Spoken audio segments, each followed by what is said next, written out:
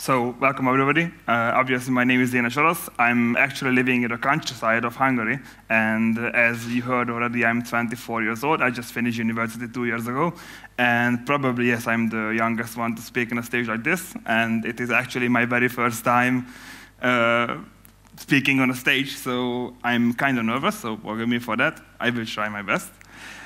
So, obviously, my story is about my life experiences and everything I have learned in university and as an intern and then as a full-fledged worker in my company.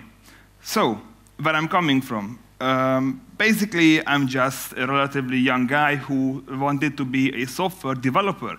Actually, I started learning software developing in university. And it was at that time when one of my lessons, I just learned about that there's a thing called software testing. I didn't even know it existed. I didn't even know what it was. But I was like, yeah, this sounds interesting, so let's try it out. And it was at that point, it was actually a turning point in my life that I realized that I want to work with this. I like this. I like it way more than software developing. So the first year of university actually went by quite fast. I had to learn everything from software developing skills to stay in university to software testing skills to actually make a living and try to work and get an internship. Obviously, this wasn't the easiest one to do because doing the two different things that I actually learned that they are different was very hard. Also, just a little bit reminder from the last presentation, in the countryside, I was actually working as a farmer with my family. So, yeah, I had to work as well from home to support myself and help myself. So it was difficult, but I made it. I chose testing, and I decided that, yes, I want to do this, I want to learn this, I want to work with this. So, it was obviously difficult, but it made me stronger. It made me appreciate the knowledge that I could get that nobody in my family actually learned before me. So nobody even spoke English in my family before me. So I'm coming from a background that was hard to get into and to get out from, but basically here I am. This was a very difficult journey, but I'm still in it, and I'm still experiencing new things, and I'm still learning from every peer of mine who have way more experience and knowledge from me. So if I'm asking something stupid from you, then please be mindful of it, that I still don't know and I'm still learning. And thank you for your answer. Obviously, as an intern, I tried to get work opportunities. At first, I was rejected from everywhere, either because I didn't know enough or that there were some human skills that I just didn't have. I didn't know how to work in a team. Basically, there was a language barrier. My English wasn't good enough. So every single opportunity that I got, I was rejected, but I learned from it. I could work on basically everything that they told me that it's not enough or it's wrong. And after a couple of rejections, I got into Dux, and it is the company I'm working for at the moment as well. Obviously, there were a couple of reasons. Most probably it was the test managers and their expectations, and basically I just didn't meet them. And also, the technical skills part was in really high demand, and I didn't have them, basically. But what I believe, and I will talk about it in a second, that there are a lot of requirements by the companies for the new ones, the newcomers, that they just can't actually possess them. Like, it's just not possible to have experience when you had no work experience. Like, how could you achieve that?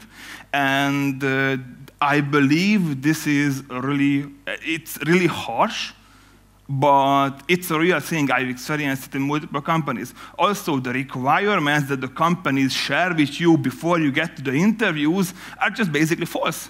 And they require more than they actually want, that they actually share with you. So, also, these are problems and we actually experience them. Not just me, but every other intern or junior that's trying to get into testing. And when they get rejections, they believe that, yeah, I might not be cut out for this. I might just choose something else.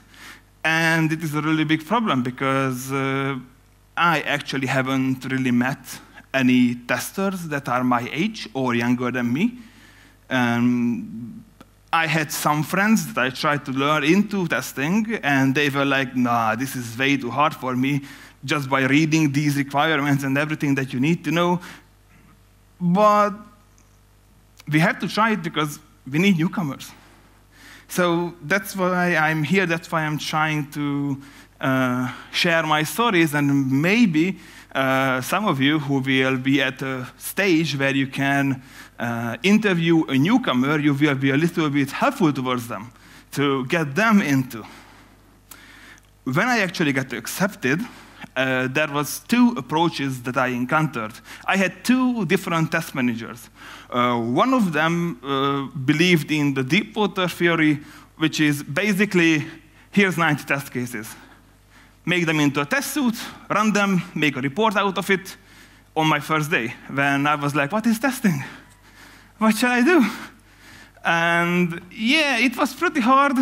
And obviously I managed because I had to. I still wanted my job. I didn't want to be kicked out on the first day because I don't know anything.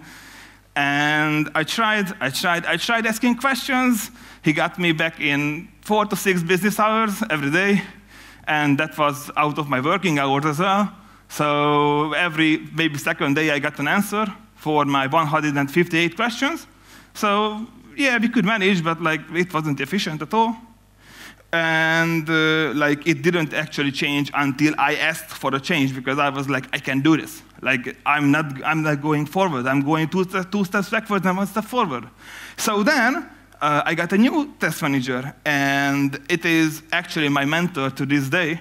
And I'm really appreciative towards her, because if it wouldn't be for her, I wouldn't be standing here. I wouldn't know anything that I know now. So she got the slow but sure approach. Basically, this meant that every single step from creating a test case, basically writing in the first letters, to creating a test suite, downloading a report, she went through every step single-handedly with me at the first couple of days, just to get a grip of what I actually know, what I actually understand, and then we worked from there. She devised actual working plans for me to learn. And because of that, I could actually start learning. And in a couple of months, I was at the level that she could just tell to me that, hey, here are some tickets, make some test cases, run them, make them into a test suite, and make some reports out of them. So I truly believe that this is the way to go. Obviously, when I had achieved some achievements and I could actually work by myself with no help, there were opportunities. So after these opportunities, I got harder challenges. Then they made me do work that maybe I wasn't cut out for, or it was actually above my level, but it was to help me progress. So obviously, I'm from a younger generation. We are cocky. At the beginning, we know that we own the world and we have everything. Obviously, we don't, but we think that. And this goes through to our work, to work as well. So when you don't make mistakes for an extended period of time, you will believe that, all right, I knew everything. I can do everything. Throw me something and I will just do it. Obviously, it's not true and we will fail. But we need this slap in the face to, hey, yeah, you know some stuff that we taught you, but not everything. And we actually need this to get back a little bit to earth and be mindful of that. This happened to me as well, so I'm proudly saying that I got a really big slap in the face. And it actually progressed me way further, even as a human being and not just a software tester. the increasing responsibilities and pressure. So obviously, when someone is missing from your company, you have to fill in, or someone has to fill in. The work cannot be stopped because just someone went on a vacation, or someone got sick. And this happened quite a lot of time for us. Our testing team comprised of 3 guys. Like, well, 1 girl and 2 guys, basically. But like, we had 3 people on our testing team. If someone went missing, like, someone has to do the job. And this increased the responsibility and obviously the pressure as well. You have to have the mental strength to basically survive that pressure. Obviously, everybody will try to help you because they know you are in a situation where you need help.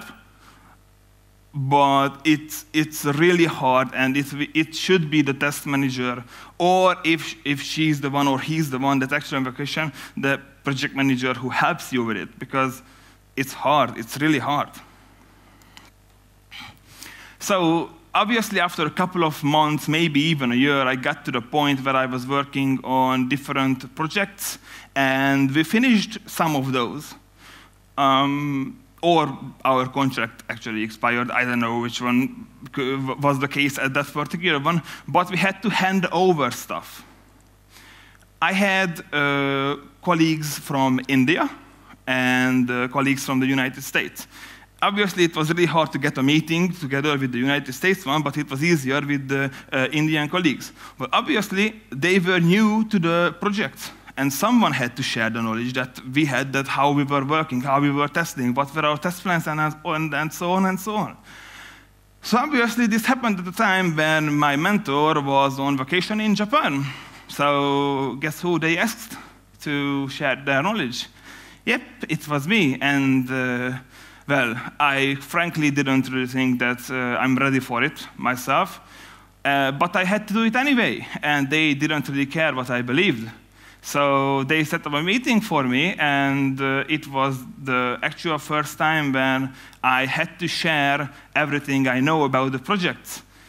Well, I didn't really know that, I didn't really believe that I know anything. At that point, you just freeze up, and your mind goes completely blank. It was the first time. But we made it too, we pushed through, and well, looking back, I believe that actually it was a really good opportunity. And it didn't really go that bad as I thought it did, but because, I mean, they still have their job and the project's still going and it's not stopped. But also it actually developed a new skill, and or at least my colleagues say that it's actually easy to talk to me about basically anything, and I can ease the mood up. And this happened in these meetings as well. So these meetings and these trainings are actually there so you can find out more about us. Even those skills that you didn't really think that would be basically needed for our job, but it could be there and it could make it easier. And obviously, as I was an intern, when I finished my university and I got my degree and all, I believed personally that at least something will change. Well, I could get a new contract, I would get more responsibilities, I would get more jobs to do, and nothing happened.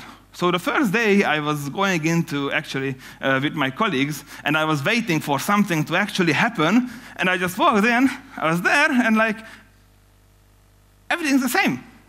Nothing happened.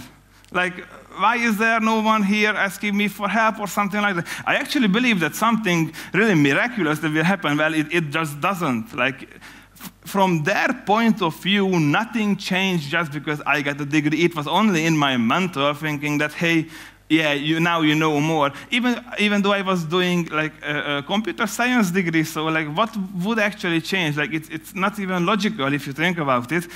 But at that time, and in our mind, we just believed that something will happen. Obviously, it didn't. We didn't change. More responsibilities didn't come because I finished my degree. It came because actually I proved to my peers that, yes, I can manage with them now. I'm wiser, I knew more, I have more experience, and I can just manage. And now we come to the present day me. So basically, ever since I finished university, it was like a year or a year and a half ago.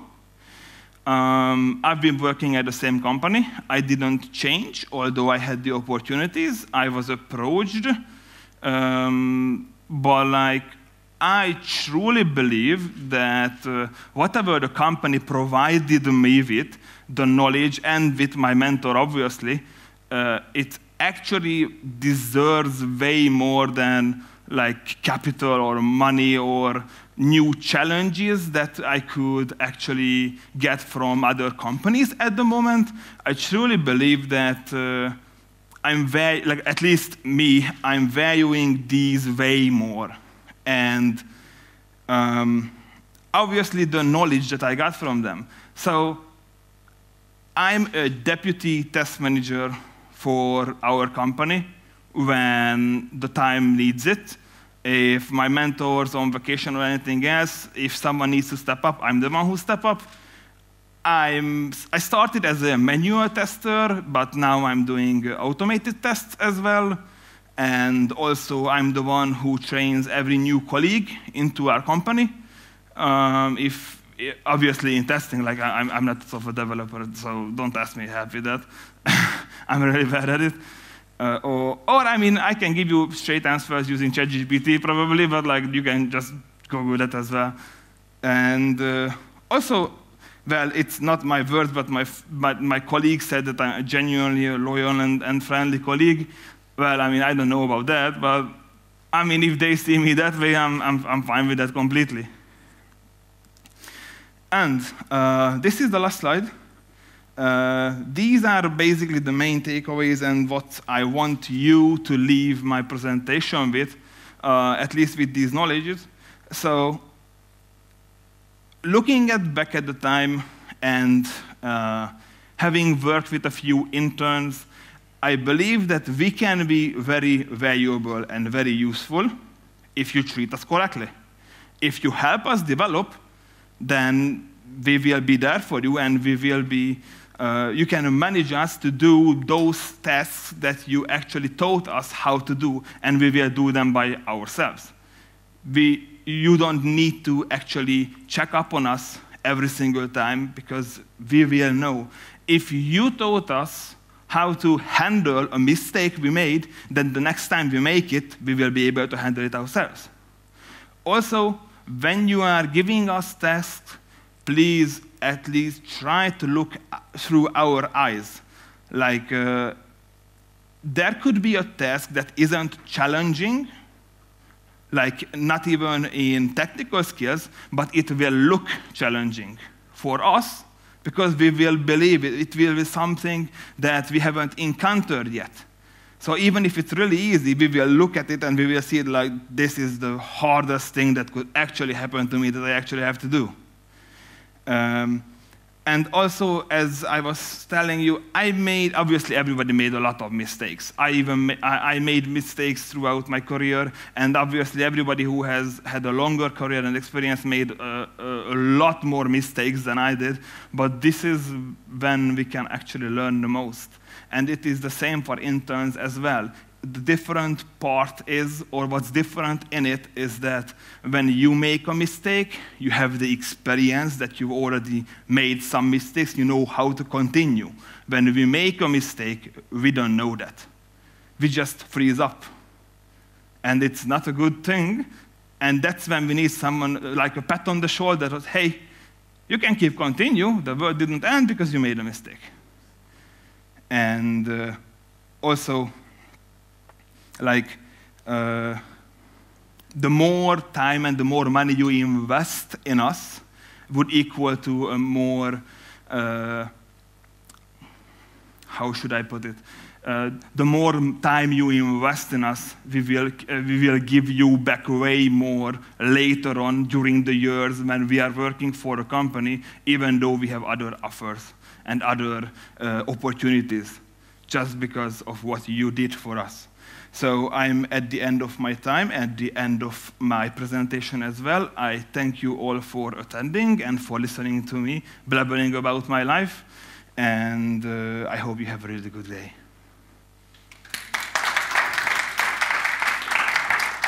Don't run away. There are a few questions you need to answer. Sure. So first of all, this is my question, was the first.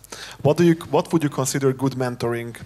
Mentoring constantly hand in hand, or having checkpoints and mentioning the next steps in an organized form? Yeah, basically both are good, I believe. It's dependent on the intern or the one that you are mentoring, like which approach suits them better. For me personally, I believe a hand-in-hand approach would be more suitable at the very start until I'm getting in a mood, or when I can actually start working by myself, and then later on just switch up to a checkpoint-based system. Okay. What are the next things you want to grow on? So basically, talking in front of an audience would be much appreciated if I could be better at that. Also, making presentations, because my presentation slides compared to the others were actually awful, and I will work on them. And I would like to master being not just a deputy test manager, but an actual test manager, and get a better grip on it. Good luck for that. Have you tried creating training materials for newcomers? Is there a training plan? I didn't do them by myself, but I had a lot of help from my mentor, and we did them together. And we actually used them a couple of times now. And so far, I believe they work pretty well. Okay. There are universities which have some subjects on testing. However, these are not that popular. Do you have ideas how can we increase the popularity? So yeah, obviously, when I was in university, I didn't actually have a subject to testing. It was more than a software development life cycle, and the part of that was testing. Maybe switch that up and have a complete subject to it, because it would actually elevate and show that this is an actually important and a very important part of the software development lifecycle. That's great. And one funny question for the end. You mentioned when we were talking that you were an American football player too. And do you see some connection between testing and American football? Well, that's unexpected. Let me think about it a little bit. So basically, working as a team and working in a team in American football and in software testing are similar in a way that if you don't work together, you won't get anything done. Like one man won't win you the game. Even in American football, there could be a superstar, but if he gets injured, then you're just done.